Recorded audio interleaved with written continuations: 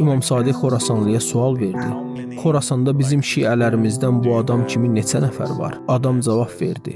Bir nəfər belə yoxdur. Və İmam Sadiq əleyhissalam cavab verdi və dedi. Buna görə də hazırda ən yaxşısını biz bilirik.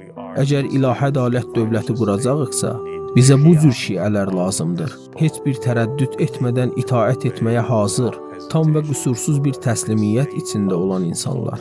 Xorasanlıya danışdığı 100 min dırnaqarası şiənin heç birinin həqiqi mömin olmadığını və Xorasanlının özü də daxil olmaqla onların heç bir dəyərinin olmadığını göstərdi. Ancaq həqiqi şiə Harun Əl-Məkkı kimi olmalı və təsvir edilən şəxslər və ya İsa'nın Luka 9-cu fəslinin son ayələrində qoyduğu gözləntiləri və şərtləri qarşılayan şəxslər olmalıdır. Onlar elçilərin işləri kitabında tələbələrin etdiyi kimi evlərini tərk etməyə, əmlaklarını satmağa və dəvətə bağışlamağa hazır